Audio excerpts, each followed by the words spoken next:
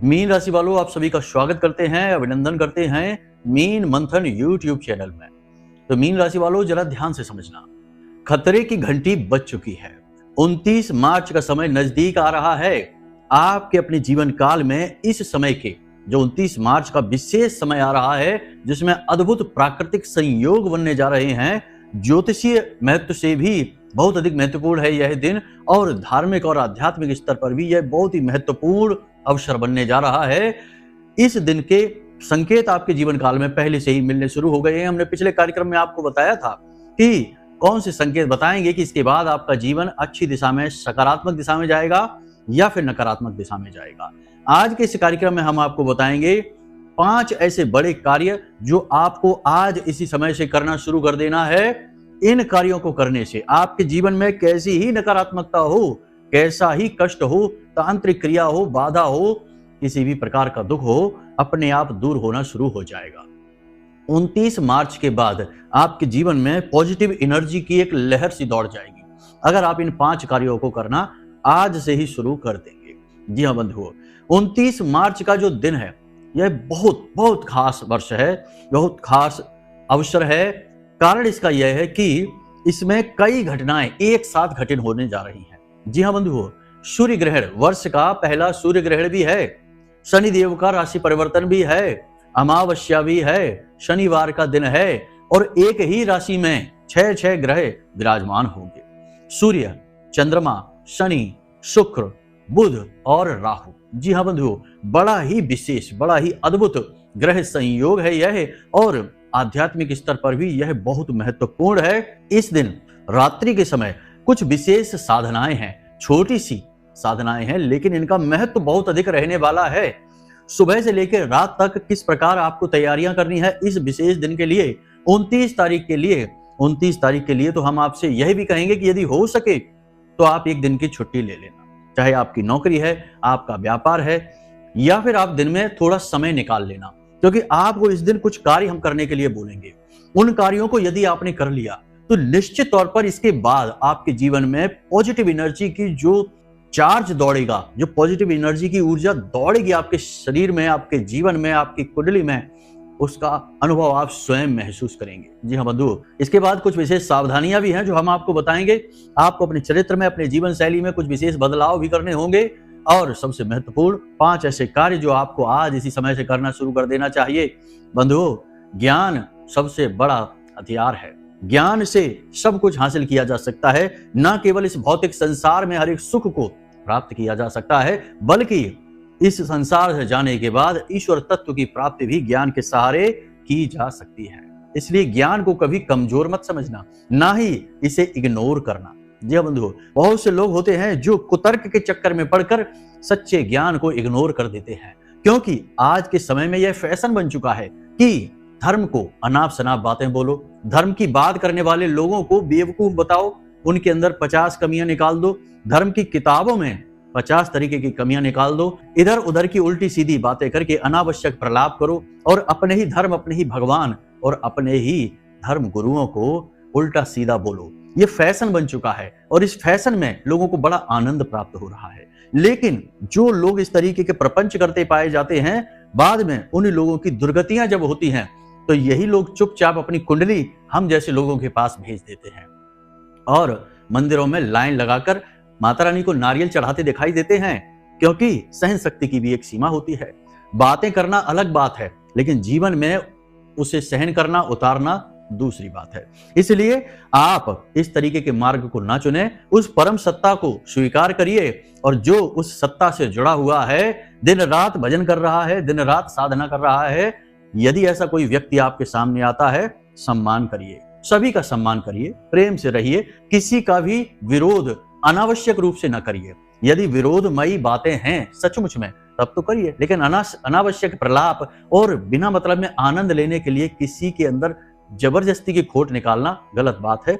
इससे आपका चरित्र हनन होता है, इससे आपका व्यक्तित्व का स्तर नीचे गिरता है, इससे आपका खुद का कर्म खराब हो जाता है, प्रारब्ध बिगड़ जाता है। बंधु, हमारे यहाँ हिंदू धर्म में बताया गया है, श्रीमद् भागवतम की बात करते हैं बंधु, आप लोग कहेंगे कि हम इधर उधर की बातें ज्यादा करते हैं, लेकिन क्या करें, गुरु का काम है कि अपने शिष्यों को सन्मार्ग पर लेकर आना, बातें चाहे कितनी ही करनी पड़े। तो श्रीमद् भागवतम में यह एक आता है प्रसंग जहां महाराज परीक्षित के सामने कलयुग आता है और उनसे कहता है कि प्रभु हमें रहने के लिए जगह दीजिए महाराज। तो परीक्षित जी कहते हैं कि 4 जगह आपको दे देते हैं। 4 जगह कौन कौन सी है आप समझिए। नकारात्मक लोगों की, जहां पर वेश्यावृत्ति हो रही है, व्यभिचार हो रहा है वहां पर, जहां पर जुआ और शराब हो रही है यानी शराब पी जा रही है, जहां पर लंपट लोग बैठकर गप्पे हाँक रहे हैं, इसकी उसकी चुगलियां बुराइयां कर रहे हैं, जहां पर अनाचार व्यभिचार अत्याचार हो रहा है, इन जगहों पर कलयुग का वास करवाया गया है।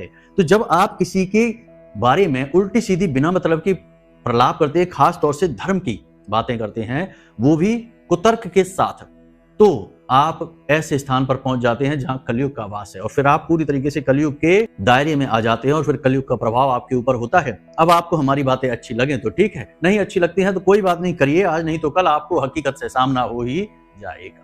ईश्वर की भक्ति करिए, सन्मार्ग पर चलिए। बंधु, आज का यह कार्यक्रम इतना महत्वपूर्ण है कि यह आपको आने वाले कई संकटों से न केवल बचाएगा बल्कि आपके जीवन को एक नई दशा और दिशा भी देने वाला है।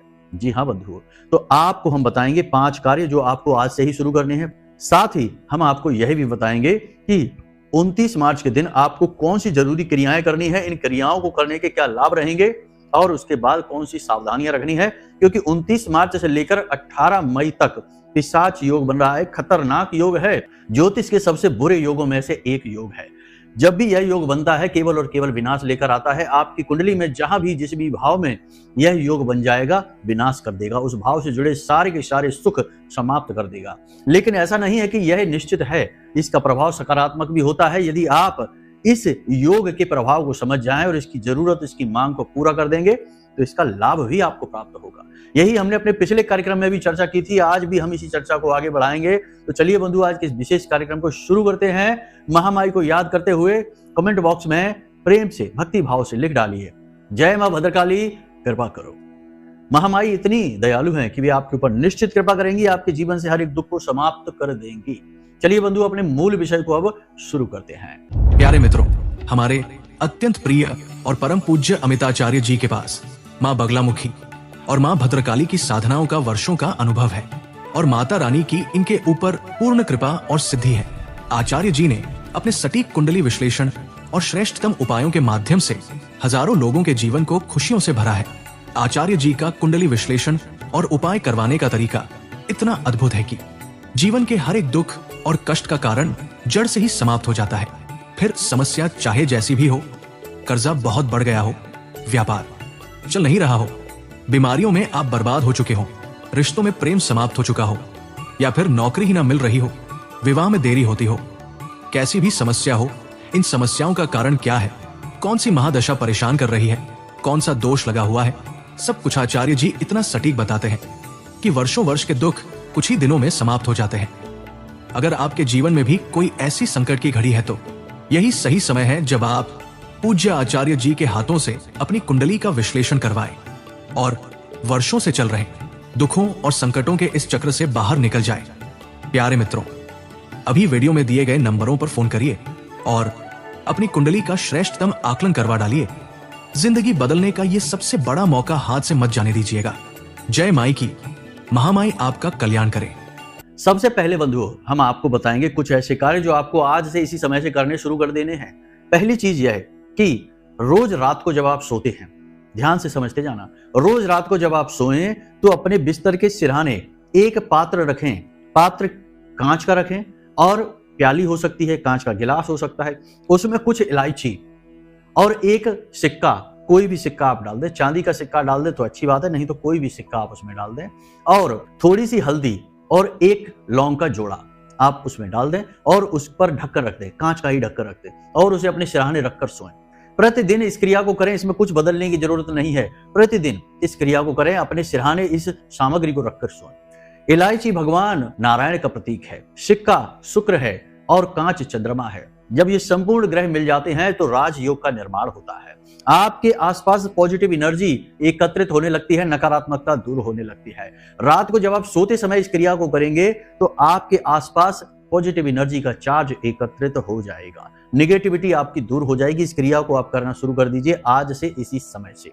इसमें कुछ भी नहीं लगना है, ना ही कोई मंत्र है, ना ही कोई साधना है, और ना ही पवित्र का ख्याल रखना है। इसमें बस हम इन चीजों से निकलने वाली पॉजिटिव एनर्जी को अपने जीवन में लाना चाहते हैं, प्रयोग करना चाहते हैं। दूसरा कार्य आप यह करें कि आज से ही या कल से ही जब आप घर से बाहर निकलें तो 2-3 कार्य छोटे छोटे हैं, इन्हें संभाल कर करना शुरू कर दीजिए। प्रतिदिन हनुमान चालीसा का पाठ करना शुरू करिए। यह पूरा वर्ष 2025 जो है यह मंगल को समर्पित है, यानी कि हनुमान जी का वर्ष है। और हनुमान जी जब किसी पर प्रसन्न होते हैं, बहुत जल्दी प्रसन्न हो जाते हैं, बड़े ही भोले भाले हैं, भोलेनाथ के ही तो प्रतीक हैं, शंकर सुवन केसरी नंदन। तो आपको हनुमान चालीसा पढ़ना है। हनुमान जी की जो फोटो है आपके पूजा घर में, उसके बाएं पैर पर सिंदूर लगा देना, उसी सिंदूर को अपने माथे पर लगाना और हनुमान जी को गुड़ और चने का भोग लगाना। इस गुड़ और चने के भोग को छोटे बच्चे जो आपके घर में होंगे उन्हें खिलाना पहले, उसके बाद स्वयं खाना, उसके बाद घर से निकलना, काम पर जाना। काम पर जाने से पहले 2 कार्य छोटे छोटे और कर लेना, चमत्कार ही हो जाएगा। ये जो योग बन रहा है ना, ये इतना पॉजिटिव हो जाएगा, आपके दिमाग को इतना शांत, इतना ठंडा कर देगा कि आप हर एक निर्णय बड़ी ऊर्जा के साथ लेंगे और हर निर्णय आपका कामयाब होगा पॉजिटिव एनर्जी के साथ। क्या करना है ध्यान से समझिए। आपको थोड़ा सा इत्र लेना है। अब इत्र कौन सा होता है ध्यान से समझना। वह नहीं जिसे आप परफ्यूम कहते हैं, उसमें तो मादक पदार्थ अल्कोहल मिला रहता है बहुत ज्यादा मात्रा में, उसे नहीं लेना, वो इत्र नहीं है। इत्र है जो शुद्ध सुगंध होती है, पूजा पाठ की दुकान पर मिलेगा, अलग अलग खुशबुओं में मिलेगा। आपको जिस भी खुशबू को पसंद हो उस खुशबू का आप ले आइए। गुलाब का यदि लेकर आते हैं सर्वोत्तम रहेगा, क्योंकि गुलाब लाल रंग का पुष्प है, माता लक्ष्मी को अत्यंत प्रिय है। और इत्र का सीधा संबंध माता लक्ष्मी से ही है, क्योंकि यह शुक्र है, और शुक्र कौन है? माता लक्ष्मी का प्रतीक। तो आपको इत्र लेकर आना है पूजा पाठ वाला। उस इत्र को आपको अपने शुक्र पर्वत पर लगाना है। आपकी हथेली में, आपके अंगूठे के नीचे जो उभरा हुआ ऊंचा भाग है, यही है आपका शुक्र पर्वत। इस शुक्र पर्वत पर आपको इत्र थोड़ा सा लगा देना है, फिर दूसरी हथेली के शुक्र पर्वत से इसे इस तरह थोड़ा सा मलना है। बंधुओं, बड़ा ही चमत्कारी प्रयोग है, इसे आप करके देखना। इस तरीके से इसे मल लेना और उसके बाद आप अपने घर से अपने काम पर जाना। दुकान है, व्यापार है, व्यवसाय है, नौकरी है, कुछ भी हो, आपकी वाहवाही हो जाएगी। इसी के साथ साथ थोड़ा सा इत्र आप अपनी कॉलर पर यहाँ और यहाँ अवश्य लगा देना। बहुत से लोग आपने देखा होगा पुराने जमाने में यहाँ पर इत्र जरूर लगाते थे। आपके घर के बड़े बुजुर्ग होंगे, जो आपके दादा, आपके नाना जी, उनके बारे में जरा याद करने की कोशिश करिए। वो इत्र कहाँ लगाते थे? तब यही इत्र चलता था। ये जो अल्कोहल वाला इत्र है, ये तो अब आ गया बाजार में, तब वही चलता था। छोटी सी शीशी वाला शुद्ध इत्र होता था, उसे यही लगाते थे। यहाँ क्यों लगाते थे? क्योंकि आपका गला, आपके गले में माता काली का वास है। दूसरा, यह बुध का प्रतीक है, तो आपकी वाणी बुद्धि तेज रहेगी, बुध आपका अनुकूल हो जाएगा और बुध और शुक्र का मिलन हो जाएगा, तो यह राजयोग बन जाएगा। इसलिए यहाँ पर इत्र लगाइए और अपने घर से काम पर जाइए। आपकी विजय ही विजय होगी। कोई आपको सामने खड़े होकर आपकी बुराई नहीं कर सकता, आपका सामना ही नहीं कर सकता। आपका शत्रु चाहे कोई भी हो, आपके सामने से हट जाएगा। जी हाँ बंधुओं, और हर व्यक्ति आपकी ओर आकर्षित होगा। आपके अंदर सम्मोहनी शक्ति एकत्रित होने लगेगी। अब ये बातें आजमाने की हैं, लेकिन इनके साथ साथ भाव की भी है। भाव यदि नहीं है, केवल एक फॉर्मेलिटी के तौर पर कर रहे हैं, चलो देख लेते हैं, होगा तो ठीक है, वैसे तो कुछ नहीं होता, इन सब बातों से फालतू बातें हैं, अगर आप ये सोचेंगे तो कुछ भी नहीं होगा। जी हाँ बंधुओं, यह सब कुछ भाव का है, बिना भाव के कुछ भी नहीं। भावनाएं ही सब कुछ लाकर देती हैं। यत पिंडे तत ब्रह्मांडे, जैसी मन है स्थिति तैसी परिस्थिति। तो मन स्थिति ही दूषित है तो परिस्थितियां तो दूषित हो ही जाएंगी। अगर आपके अंदर ही नकारात्मकता भरी हुई है, हर बात में आप निगेटिव हैं, तो बाहर का वातावरण तो निगेटिव हो ही जाएगा, उसे कौन रोक पाएगा? तो पहले खुद शुद्ध हो जाइए, पॉजिटिव हो जाइए और हर एक निराशा में भी आशा की एक किरण ढूंढ लिया करिए। यह स्वयं अपने ऊपर एक एहसान करिए। कभी भी किसी भी समस्या की ओर बार बार मत देखो। हम जिस भी चीज की ओर बार बार देखते हैं, उसका आकार बड़ा होने लगता है। जिस भी चीज पर हम ज्यादा ध्यान देते हैं, वह चीज बड़ी होने लगती है। हम यदि दुखों की ओर ज्यादा देखेंगे तो हम दुखों से ही घिर जाएंगे। हम यदि समस्या की ओर ही बार बार देखते रहेंगे तो हम समस्याओं से घिरे ही रहेंगे। और यदि हम सकारात्मकता की ओर, यानी कि समस्या के समाधान की ओर देखेंगे कि यह समस्या है, इसका समाधान क्या है, तो हम अपने आप को समाधानों से घिरे हुए पाएंगे। हम नेगेटिव एनर्जी की ओर देखेंगे तो नेगेटिव, पॉजिटिव एनर्जी की ओर देखेंगे तो पॉजिटिव। इसीलिए जो संत होते हैं वे हर वक्त ईश्वर का नाम स्मरण करते रहते हैं, क्योंकि नाम स्मरण शुद्ध सकारात्मक ऊर्जा को आकर्षित करता है और फिर वे पॉजिटिव एनर्जी से भरे रहते हैं। कभी किसी संत को आपने रोते हुए, सिर पकड़े हुए, दुखी नहीं देखा होगा, मुस्कुराते ही देखा होगा, चाहे उसके पास घर, मकान, गाड़ी, बंगला, धन दौलत हो या ना हो। एक धोती लपेटे होगा शरीर पर, उतने में भी बड़ा मुस्कुराता हुआ होगा, क्योंकि वह संतुष्ट होता है, पॉजिटिव एनर्जी उसके आसपास होती है। तो बस यही आपको करना है, समझदारी से काम लेना है। छोटी छोटी बातें हैं, केतु को मजबूत कर लेना है, कुत्ते को भोजन प्रतिदिन कराना है, कुछ नहीं तो बिस्किट का एक पैकेट लीजिए, कुत्ते को खाने के लिए दे दीजिए, लेकिन रात्रि के समय, ये याद रखना, दिन में मत करा देना, रात्रि के समय, ठीक है, जब सूर्यास्त हो जाए उसके बाद। प्रतिदिन अपने घर में, पूजा घर में जो पश्चिमी दीवार है, यानी घर की पश्चिमी दीवार हो या आपके पूजा घर की पश्चिमी दीवार हो, वहां पर चौमुखी दीपक शनिदेव के नाम से जलाते ही रहिए। ये तो हम पहले भी कार्यक्रम में बता चुके हैं, फिर बता रहे हैं, आपको याद दिला रहे हैं। चौमुखी दीपक क्या होता है? एक दीपक लीजिए, उसमें 4 बातियां हो चारों तरफ, उस दीपक को आप जलाइए। सरसों के तेल से जलाना इस दीपक को, वैसे तो तिल से भी जला सकते हैं, लेकिन सरसों का तेल सर्वोत्तम होता है, शनिदेव को अत्यंत प्रिय है।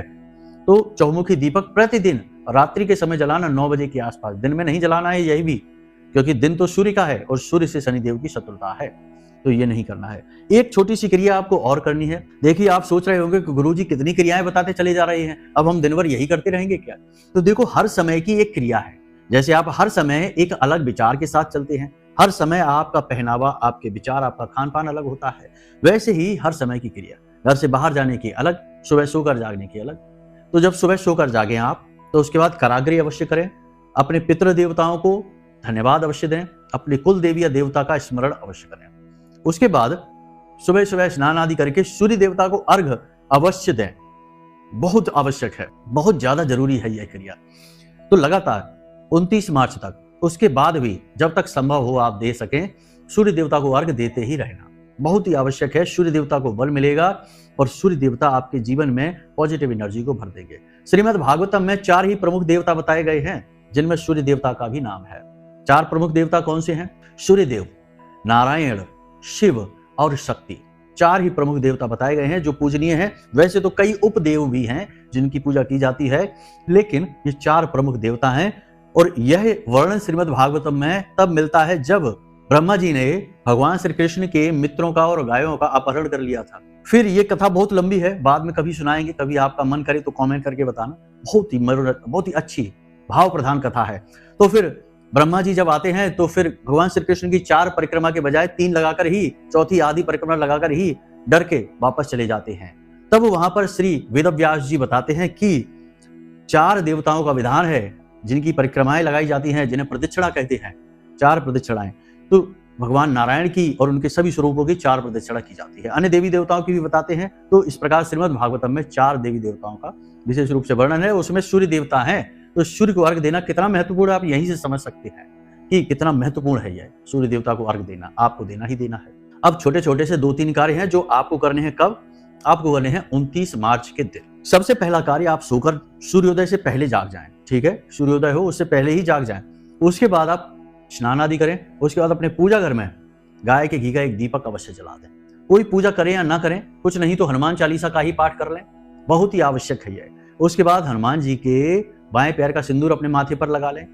सूर्य उदय होने के 10 मिनट के बाद, यानी 10 मिनट के अंदर अंदर, उसके बाद नहीं, उसके अंदर अंदर सूर्य देवता को जल समर्पित अवश्य करें, अर्घ अवश्य दें। ओम घृणी सूर्याय नमः, इस मंत्र का जाप करते हुए सूर्य देवता को अर्घ देते समय अपने सिर पर कपड़ा अवश्य रखें और कमर से ऊपर के जो शरीर है उस पर जितना हो सके कम से कम वस्त्र पहने, ठीक है।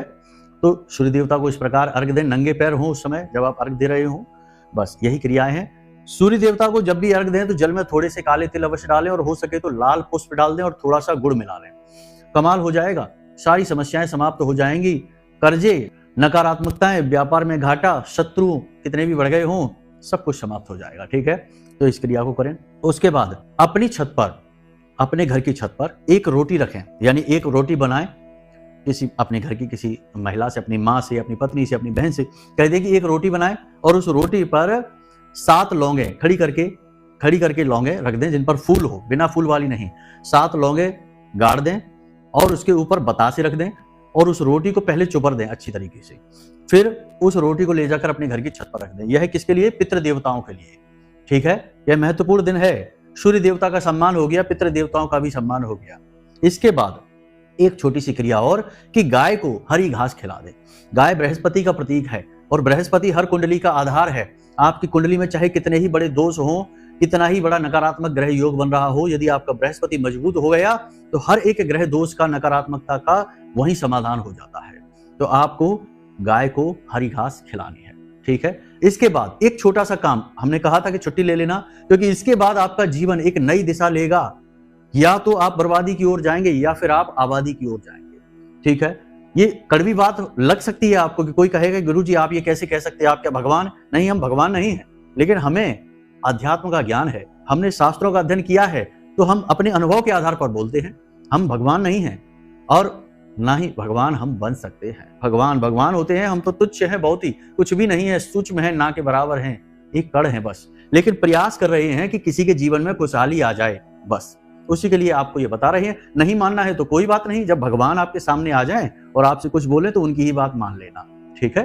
तो आपको एक छोटा सा कार्य और करना है कि एक छोटा सा नारियल लेना है, जटा वाला नारियल नहीं, जो खाली नारियल आता है, ठीक है, उसे काट लेना है, उसके अंदर पंजीरी भरना है, यानी भुना हुआ आटा जिसमें चीनी मिली हो, उसे भर लेना है। उसके बाद उसके ऊपर ढक्कन लगा देना है, जो काटा था ढक्कन बनाया उसे लगा देना है। उसके बाद उस नारियल को घर के हर एक सदस्य से स्पर्श करा के और उसे एकांत में पीपल के वृक्ष के नीचे एक छोटा सा गड्ढा खोदें, नारियल को उसमें रख दें, ढक्कन उसका हटा दें, ठीक है। मिट्टी के नीचे दबा दें, पूरा नहीं, थोड़ा सा दबाना है, और फिर उसके बाद ढक्कन उसका हटा दें। तो वहां कीट पतंगे जो भी होंगे, चींटियां होंगी, वे उस नारियल में रखी सामग्री को खाना शुरू कर देंगे। जब तक वे खाएंगी आपके पुण्य का घड़ा भरता रहेगा और आपकी किस्मत चमकती रहेगी। आपने सारे ग्रहों को अपने अनुकूल कर लिया है। अब ना राहु आपके प्रतिकूल, ना शनि आपके प्रतिकूल, ना गुरु और ना ही कुंडली का कोई और ग्रह। और सूर्य देवता से आशीर्वाद और पितृ देवताओं से आशीर्वाद तो आपने ले ही लिया है।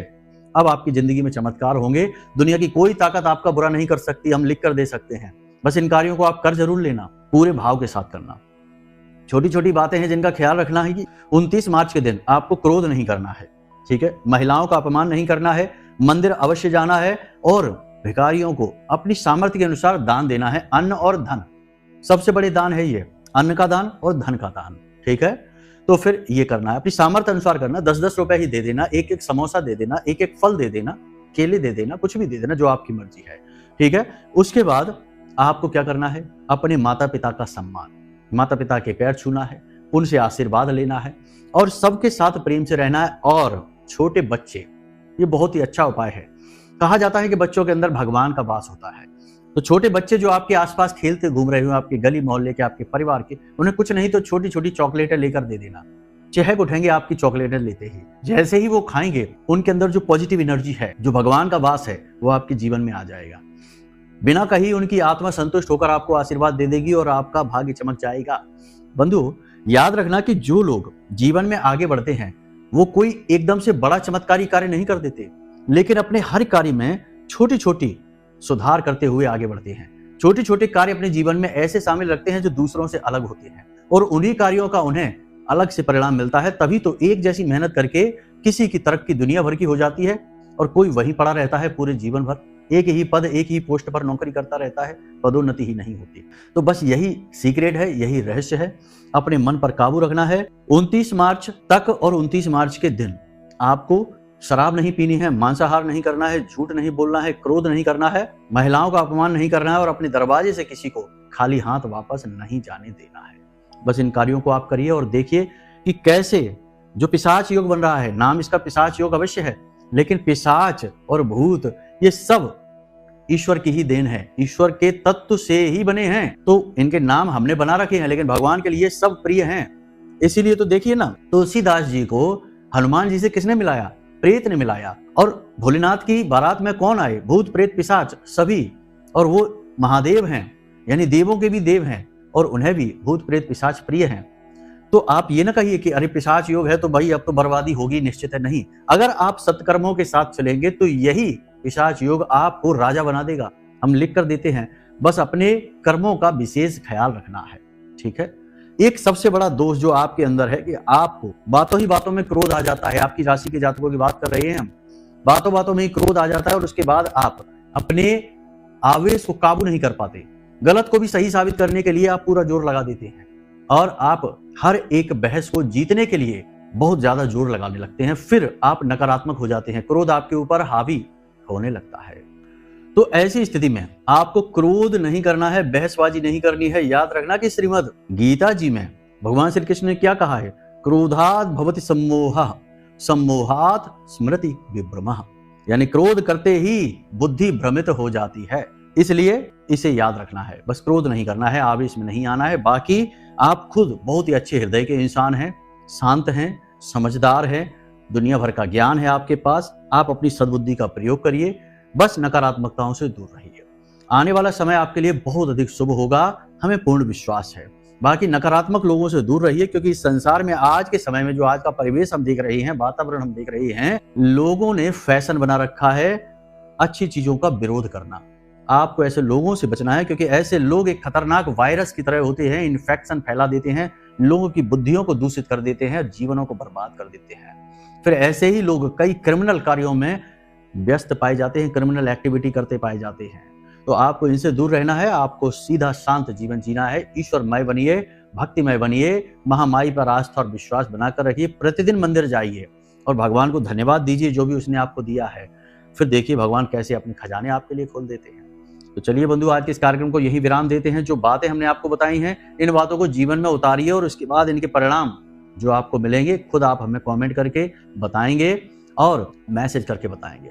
जी हाँ बंधु, तो चलिए हमेशा हंसते रहिए, मुस्कुराते रहिए, सकारात्मक रहिए और महामाई पर अपनी आस्था और विश्वास बनाकर रखिए, क्योंकि आपका उद्धार तो वहीं से होना है। तो प्रेम से बोलिए जय माई की, महामाई आपका कल्याण करेंगे। धन्यवाद। हमारे प्रिय और परम पूज्य आचार्य जी ने अपनी साधनाओं के अनुभवों पर आधारित शक्तिशाली उपाय और क्रियाओं के माध्यम से हजारों लोगों के जीवन को पूरी तरह से बदला है। आचार्य जी के द्वारा बताया गया हर एक उपाय इतना सटीक और कारगर होता है कि जो भी इसे पूरे भाव के साथ कर लेता है उसे साक्षात महामाई की कृपा और आशीर्वाद प्राप्त हो जाती है। इसलिए निसंकोच इन उपायों को पूरे भाव के साथ करिए, आपका कल्याण होगा। जय माई की।